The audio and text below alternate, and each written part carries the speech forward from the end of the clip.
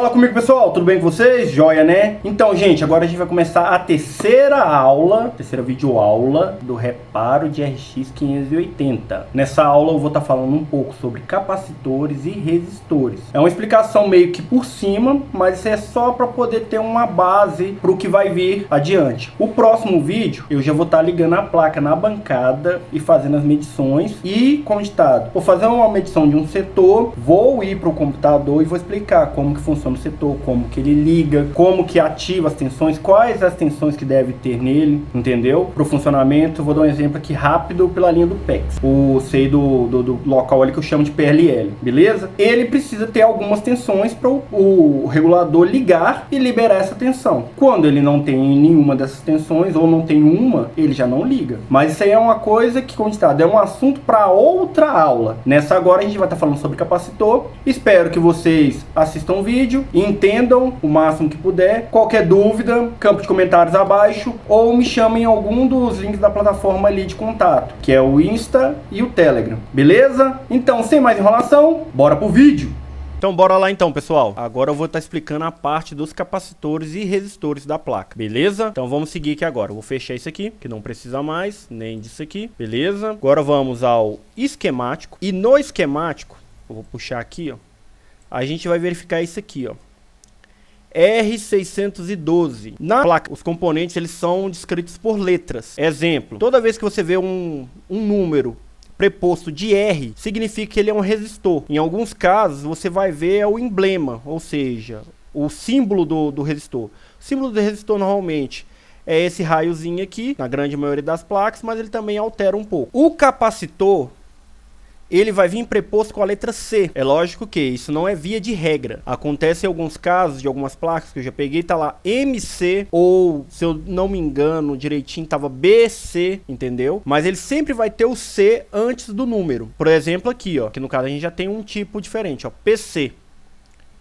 PC é um tipo de capacitor. Provavelmente esse daqui deve ser algum capacitor eletrolítico, alguma coisa assim. Mas não vamos travar nisso aqui não. Vamos continuar. Então vamos lá. No caso do resistor em si, vocês estão vendo aqui debaixo da sigla R612?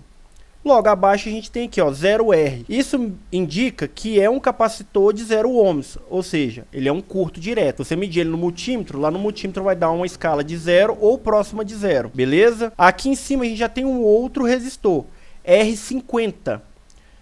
E aqui embaixo a gente tem a resistência dele, 1R, que significa 1 ohm. Por exemplo aqui, ó, o R14 2.2 R, que é 2.2 ohms. Deixa eu ver se tem algum aqui maior que isso. Aqui, ó, R530. Ele é um capacitor de 10K. Você viu que a letra mudou de R do final para K, ou seja, ele já é um capacitor de 10.000 ohms. Se aqui tivesse 100K, 100.000 ohms. E se acontecesse dessa letra não ser o K, ser o M, aí já se torna mega ohms. Deu para entender direitinho como que é a simbologia e a identificação da resistência do resistor? Nesse caso dessa placa aqui em si não está mostrando, mas tem mais informações sobre o resistor.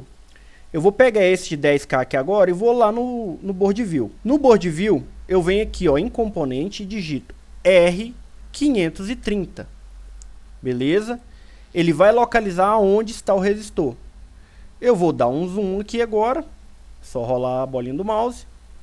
E posicionar a seta do mouse em cima dele. Beleza? Aqui está mais completa as informações sobre o resistor. Notem aqui, ó. Ele é um resistor de 10K ohms, ou seja, 10.000 ohms. Ele é 1/16 watts. Eu depois vou estar explicando mais ou menos sobre isso aqui também. O tamanho dele é essa sigla aqui, ó. Esses números aqui significam o tamanho do resistor. Ele é um resistor de 0,402, ou seja, ele tem mais ou menos, se eu não me engano, uns 4 milímetros daqui por 2 aqui. Não é isso, bem isso não, é bem menos que isso, na verdade. Mas isso aqui é como você vai identificar ele na placa, entendeu? E ele é de 5%, ou seja, se você não achar um resistor de 10K, mas às vezes você acha um resistor que tá acusando no multímetro 9,905. ele tá dentro de 5%, então ele pode ser utilizado aqui, entendeu? O resto das informações aqui é mais questão do código, do resistor, pra você encontrar ele melhor. Mas se você pesquisar no Google, por exemplo, aqui, ó, vamos lá no Google, coloca aqui, ó, resistor 10K, e aqui eu coloco a frente dele, ó, 1/16 watts. Vamos ver o que o senhor Google nos informa. Achamos diversos aqui, ó. Tá vendo que o tamanho dele tá relacionado à quantidade de watts? 0,402. Agora, se eu alterar aqui para 1/4 de watts, ó, 1/4,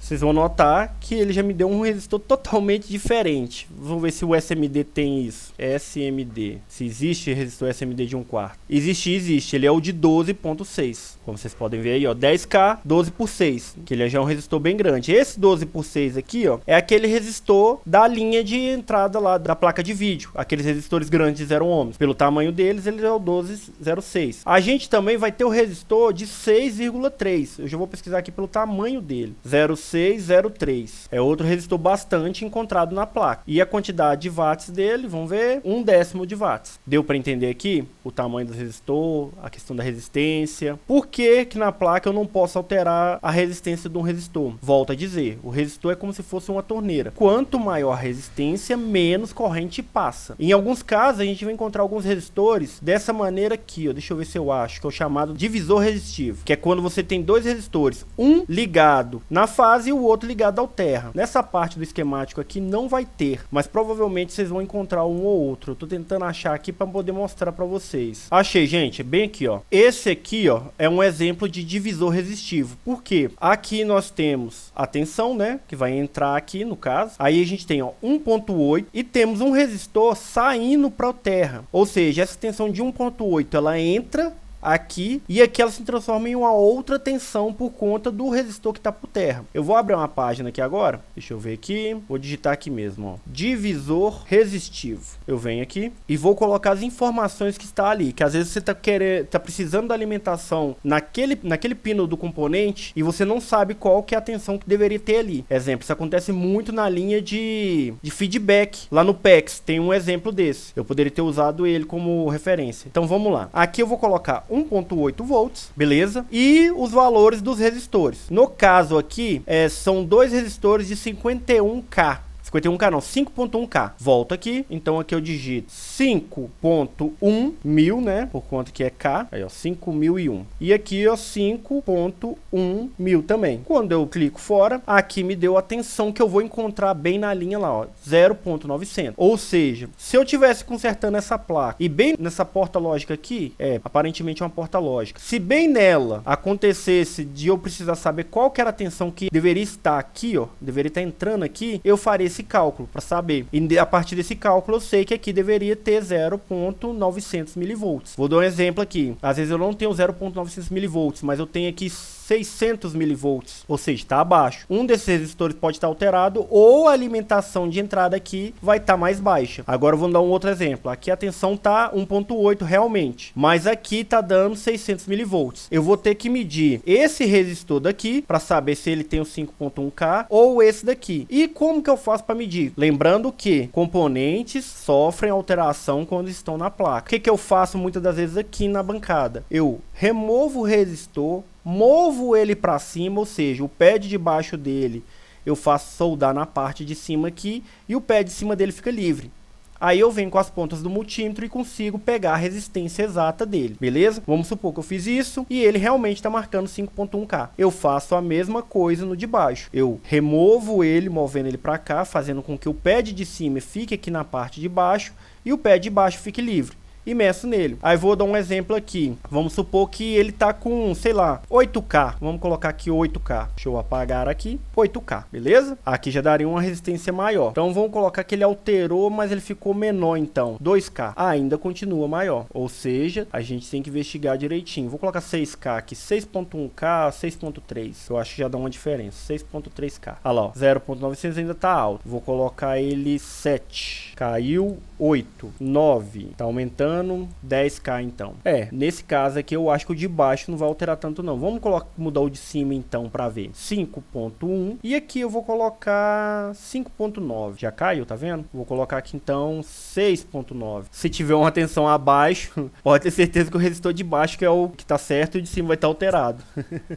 Mas, só voltando aqui, 7. Vou colocar 8 para ver. 8, já deu 600 mV ali, 655 mV. Então, beleza. Se tiver uma tensão abaixo, o resistor de cima está alterado. Se tiver uma tensão acima, o resistor de baixo que está alterado. Beleza? Vamos voltar lá então. Beleza. Até aqui deu para entender a questão do resistor. Tranquilo? Vamos ao capacitor agora. No caso do capacitor aqui, ó, C65. Ele é um capacitor de 1 micro por 6,3 volts. Vamos ao board view para saber qual que é todos os requisitos dele aqui, no caso, os valores dele. C65. Vou clicar.